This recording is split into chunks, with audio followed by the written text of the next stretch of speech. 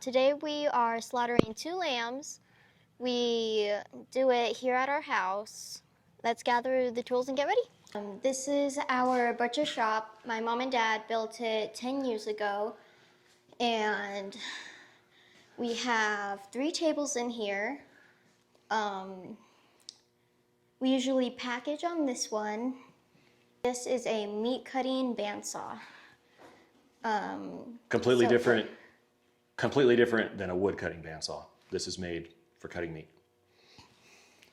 If we have big portions of meat, you can adjust this, and this tray slides. Yep. So you don't have to move it manually. All right, we're gonna start getting ready. The meat room's a little bit of a mess because we haven't done meat in a long time. It's kind of turned into a craft room, we'll say, for the last couple months. So we're gonna start getting things ready and gather up the tools. So we'll show you all the tools we're gonna use. This is our walk-in fridge. I bought this, I don't know, a decade ago, and it came out of a Subway restaurant in a small town in our county. I saw it on Craigslist, back when Craigslist was a thing. That tells you how old I am. So this fridge is 6 by 6 by 6, and it's enough for us. We can probably fit about 6 lambs in there, 3 pigs, or 1 steer. That's about what we can fit in there in one go. It only draws like 8 amps. So I have a 15 amp dedicated circuit that just feeds this refrigerator. Very efficient. I'm gonna kick it on because I always check to make sure it works before we put an animal on the ground. So let's see.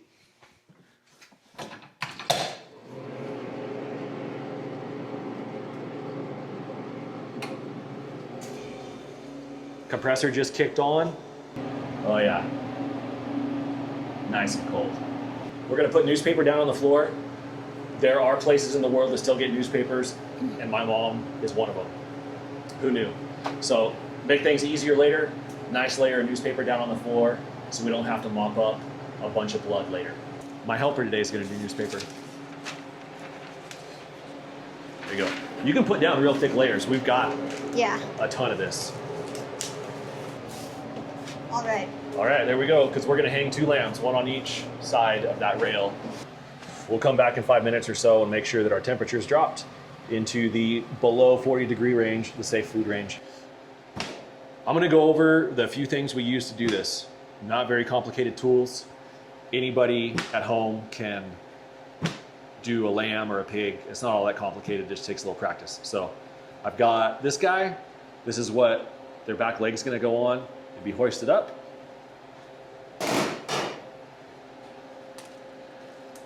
Got my skinning knife. This is a Havilon knife. It takes replaceable scalpel blades. There's a few things in life I'm really not good at, and sharpening a knife is one of them. So when that bad boy gets dull, I just throw on a new blade and carry on. This is Larry's knife. This one's an outdoor edge. It has a little different shape, but it's the same concept. It takes replaceable blades. This is the one she likes because it's all she's ever used, and this is the one I like because it's all I've ever used. Just preference on the shape, and that's what we're used to. So each of us have our own knife. I've got a more solid boning knife to cut an animal to bleed it versus cutting through hide and skin and hitting bone with one of those knives and dulling it.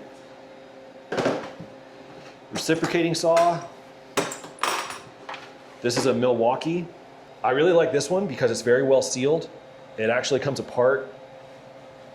This rubber part comes off, this comes off. It's very easy to clean, and it's really well sealed. There's no nooks and crannies for meat and fat to get into. The only purpose for this saw for us is slaughtering. That's all this saw is used for. We don't use it for anything else. There's a construction one in the shop for that. These are stainless steel blades. They're made for the purpose. They're made for food. So we use it on this to go slaughter animals. So it says on it, stainless steel for food.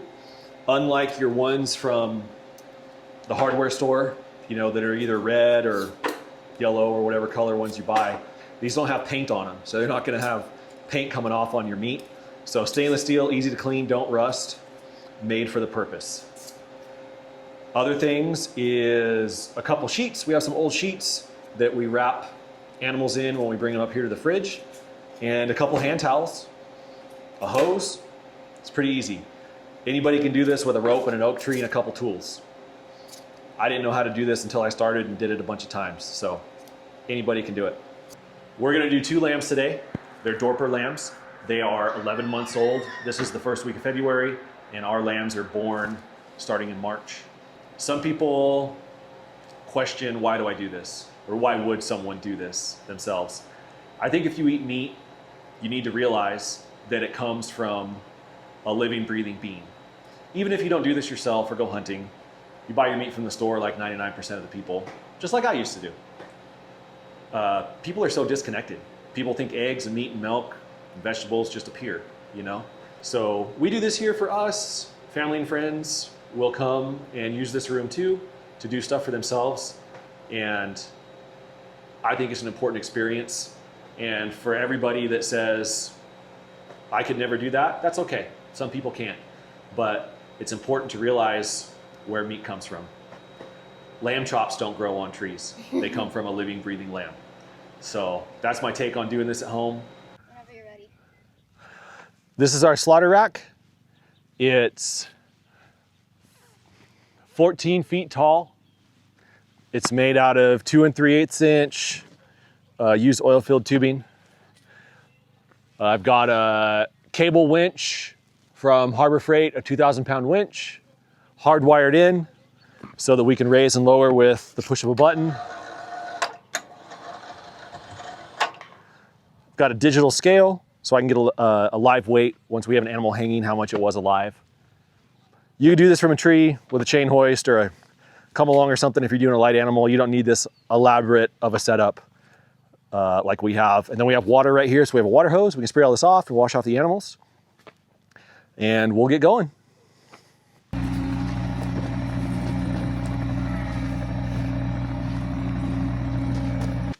So we got to skin the legs down so we can keep this little spot right here to, we don't want to cut that tendon. So I start under the skin, go down like a zipper.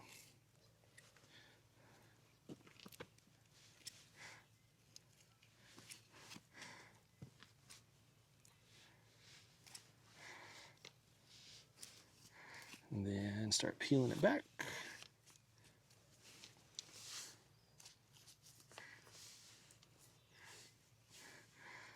Cut the skin in a circle around this part of the leg. Watch out for Larry so she doesn't cut you. Hey, only one person's cut somebody else around here. She's a wild lady with that knife. She's waving it around. Mm-hmm.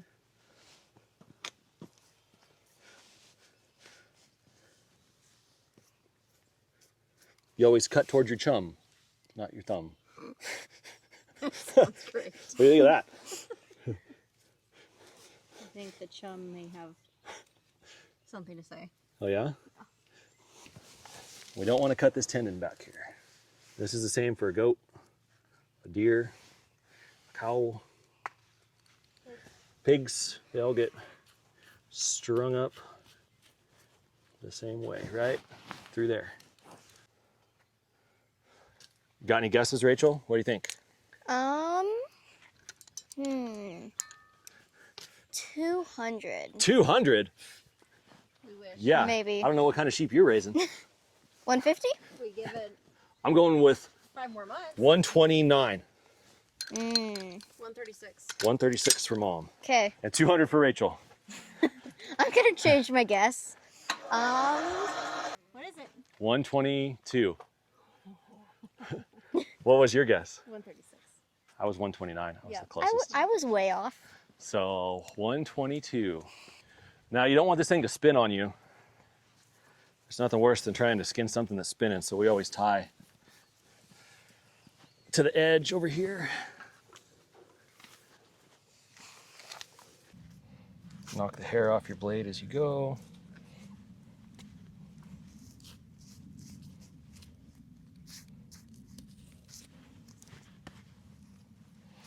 And then just start peeling it back, cutting the spider webs, as we used to tell the kids. Leaving as much fat and meat on as you can.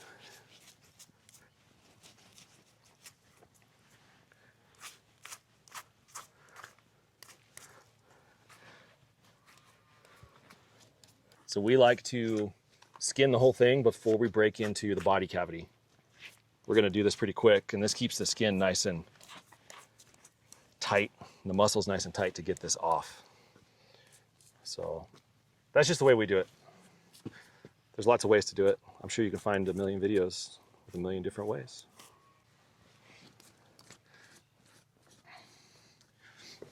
When you get down here around the front legs, you just gotta kind of make a slit down the front leg so that we can get that skin off. Try not to cut into the meat. And then that way you can peel both sides back. That way and this way.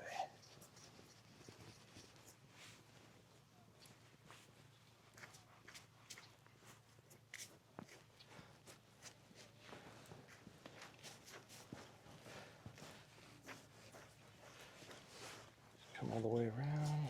And this lets me just, I'm cutting against the skin instead of against the body cavity, and it's just releasing so I don't take any extra slices out of the body section.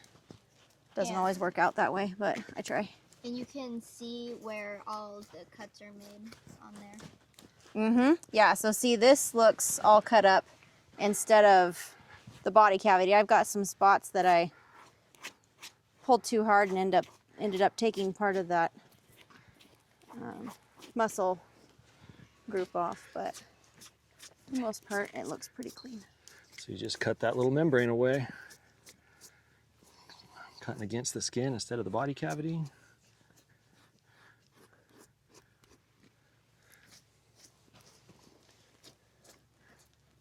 And then what are you doing with the tail, Mom? We haven't gotten to the tail yet. We're getting to the rectum.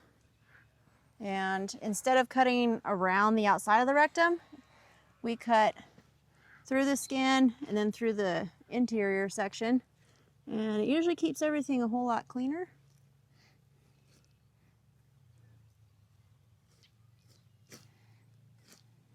Oh, usually. Not today.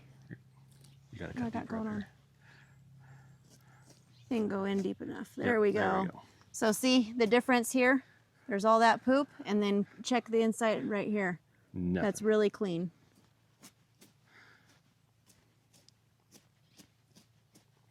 So, and there's where the section of tail is.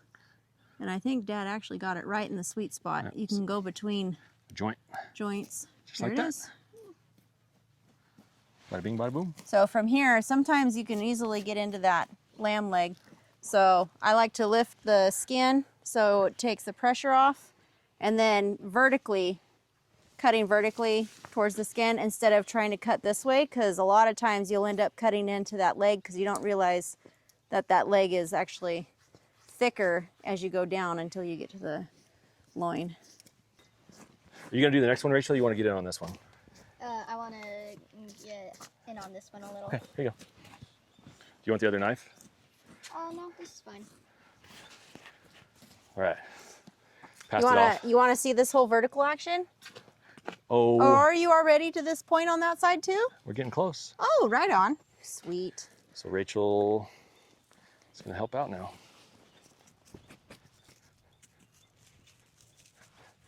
I'm just gliding over this. Yeah, it's a sharp knife.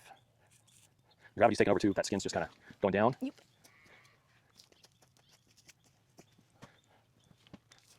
Once you get down here to the back, it's pretty easy. It just peels right off. A lot of shadow in this. Maybe a lot of shadow in this one. Mm-hmm. There we go. You wanna go up? Yes, please. Yeah. That's easier. What's he doing over there? Yeah.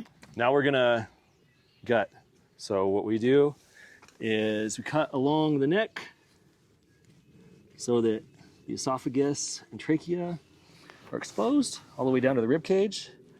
Cut up the rib cage to the very end of it. without sinking your knife into its innards. You can kind of feel when it ends. It ends right there. And then I'm going to come up here, cut through the hips, expose the hip joint right there. Pelvis. Pelvis. Yeah.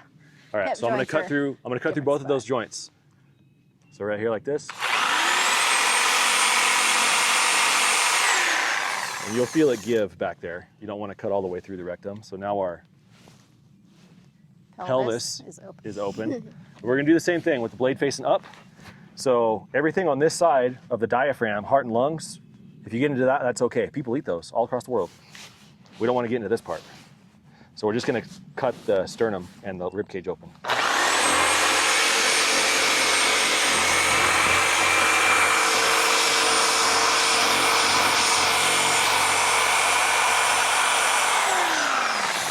And you can feel it when you get to the end of it. It's pretty soft. The last little bit you can get with your knife.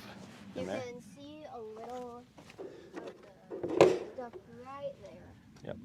So now, I put my knife like this to shove the innards back against the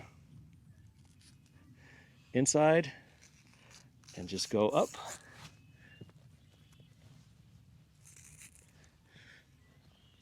Where is it? There it is.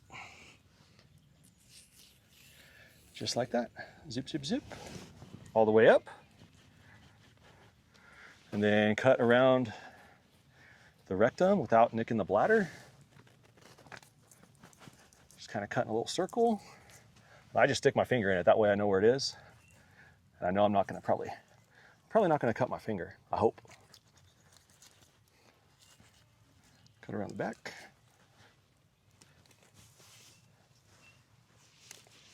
Oh. Snuck up on me. And then Better angle. And then just bring it out. Oh, there's a little poop coming out. And then just peel it down. Connective tissue against the spine.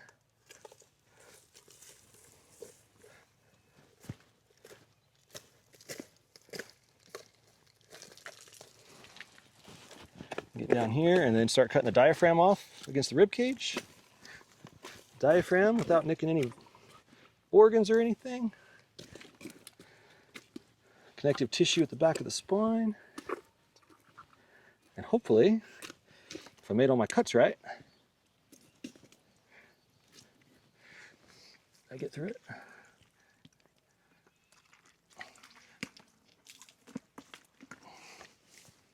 And then just come on each side of the trachea, keep pulling, and we're done. Take the end of the legs off. Front legs. Hold on. Hold your horses.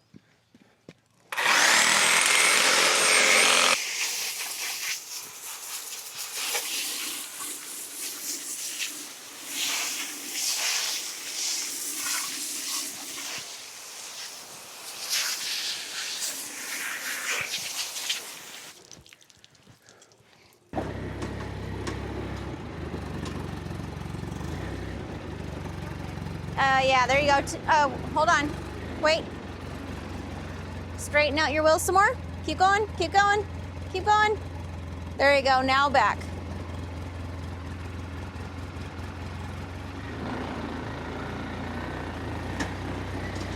There you go. There you go. Go. Ooh, I can't reach. I got it. I got it.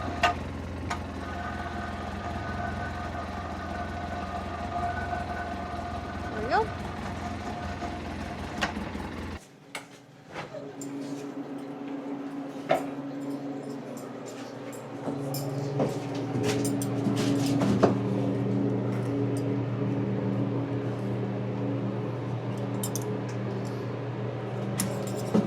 Lift! Yeah. Lift! There we go. Whose idea was this? One down, one up. One up or one down. We're gonna throw this sheet away, right? Yep. This one's... It's too Where's small. the trash can? I don't know. What'd you do with it? Nothing. I haven't been home in a week. Then it's been gone for a week. This one's slightly heavier. So pull up What your was it britches. like? Pull up your britches and let's do it. What is that, 3 pounds heavier? No, this one's heavier. God, what are you? You come from good stock. You are charming. Tell you what. Good stock. They come. So charming. This family, I tell you.